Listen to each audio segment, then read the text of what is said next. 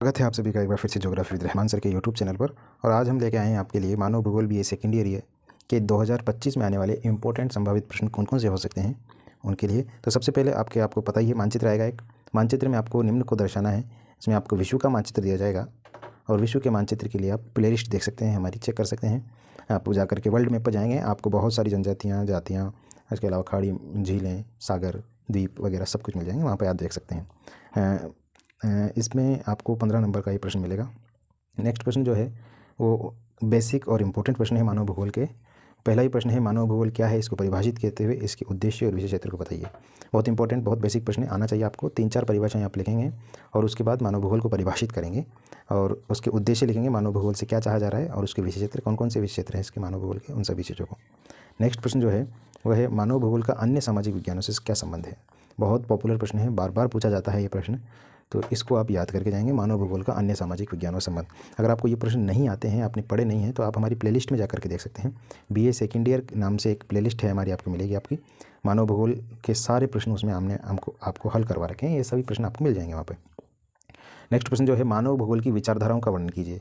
मानव भूगोल की विचारधारा, इसमें आप तीनों विचारधाराएं आपको याद होनी चाहिए वैसे तो, लेकिन आप नियतिवाद और नवनियतिवाद इन दोनों को पढ़ के जाएंगे, क्योंकि यहाँ से प्रश्न जरूर पूछा जाएगा। पिछली बार संभववाद पूछा गया था, इसलिए इन दोनों को आप जरूर पढ़ेंगे। फिर उसके बाद नेक्स्ट प्रश्न जो है वह है, मानव भूगोल की मूल सिद्धांत। मानव भूगोल के मूल सिद्धांतों का वर्णन कीजिए। मानव भूगोल में आप सभी को पता है 3 सिद्धांत थे, रेडजेल के, ब्रुंच के सिद्धांत थे, क्रियाशीलता का, पार्थिविकता का वगैरह, वो सब आप पढ़ के जाएंगे यहाँ पे, ठीक है। मानव प्रजाति क्या क्या होती है, इससे आप क्या समझते हैं। वो प्रजाति संबंधित प्रवास कटिबंध सिद्धांत ग्रिफिथ टेलर का है, इसको आप पढ़ के जाएंगे, जरूर पूछा जाएगा। और ये छोटे छोटे प्रश्न हैं, यहाँ भी आप पढ़ेंगे इन टॉपिकों को, तो आपको ये टॉपिक भी बड़े प्रश्न के रूप में मिल सकते हैं। अनुकूलतम जनसंख्या सिद्धांत, जनांकीय संक्रमण सिद्धांत, दोनों ईजी है, 12वीं में भी आपने पढ़ा होगा। जनसंख्या विस्फोट और जीन ब्रुंच का मानव भूगोल में योगदान। जीन ब्रुंच, विडाल डी लाब्लांच, रेडजेल बहुत इंपॉर्टेंट विद्वान हैं, इनको आप पढ़ के जाएंगे जरूर। तो इन तीनों चारों का आप जरूर पढ़ के जाइए। देखिए पेपर आपका है, पढ़ना आपको है, नंबर आपके आएंगे, हमारा काम बताने का है, ठीक है। तो आप कोशिश करें कि इन तीनों चारों विद्वानों को अच्छी तरीके से पढ़ें। रेडजेल को पढ़ लें, कुमारी एलन चर्चिल सैम्पल को पढ़ लेंगे आप, और इनके अलावा जीन ब्रुंच और इनको पढ़ लेंगे आप, विडाल डी लाब्लांच को। एस्किमो या बुशमैन जनजाति की प्रमुख आर्थिक, इन दोनों जनजातियों को पढ़ के जाएंगे तो आपका फ़ायदा ही है। एस्किमो और बुशमैन बेसिक है, बिल्कुल बेसिक है, बहुत इंपॉर्टेंट जनजातियाँ हैं। नेक्स्ट प्रश्न जो है वह है बस्ती प्रतिरूप। इंपॉर्टेंट प्रश्न है, बहुत इजी प्रश्न है। बस्ती प्रतिरूप के प्रमुख प्रकारों का वर्णन करते हुए ग्रामीण बस्ती प्रतिरूप को समझाइए। बस्ती प्रतिरूप में आप चित्र बना सकते हैं। ये आपका जो है रेखीय प्रतिरूप है, यहाँ मकान बन जाते हैं, ये हाईवे निकल रहा है, ये रोड निकल रहा है, या नदी निकल रही है, जो भी कोई क्रॉस करता है हाईवे तो वहाँ पे आयताकार प्रतिरूप बनता है। कोई झील है, तालाब है, उसके किनारे बनता है तो ये वर्गाकार, ये अंडाकार बनता है, कहीं वर्गाकार बनता है, कहीं कैसा बनता है, कहीं कैसा बनता है। यहाँ पे त्रिभुजाकार बनता है, जब भारत का ये प्रायद्वीप है तो वहाँ त्रिभुजाकार बनता है, ये त्रिभुज बन गया। एरो भी इसी को कहते हैं।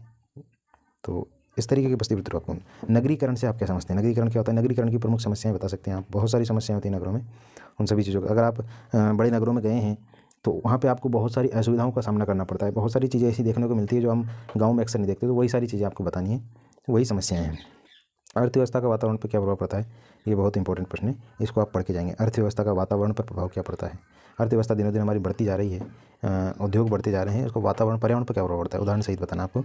और उसके बाद ये कुछ जनजातियाँ हैं, गौंड जनजाति है, नागा, ये भारत के संदर्भ में जनजाति है, मसाई जनजाति है, अफ्रीका की जनजाति, पूर्वी अफ्रीका की। और प्रवास के कारण और प्रकार और उनके प्रभाव। प्रवास किसे कहते हैं, प्रवास के क्या कारण है, उसका क्या प्रभाव पड़ता है।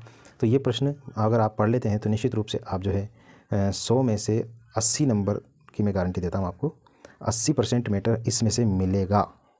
80 नंबर की गारंटी मैं आपको देता हूँ, अगर आप निश्चित रूप से इस प्रश्न पत्र को सही तरीके से पढ़ के जाएंगे। हो सकता है 100% मिल जाए, लेकिन 80% की हम गारंटी श्योरिटी के साथ दे रहे हैं।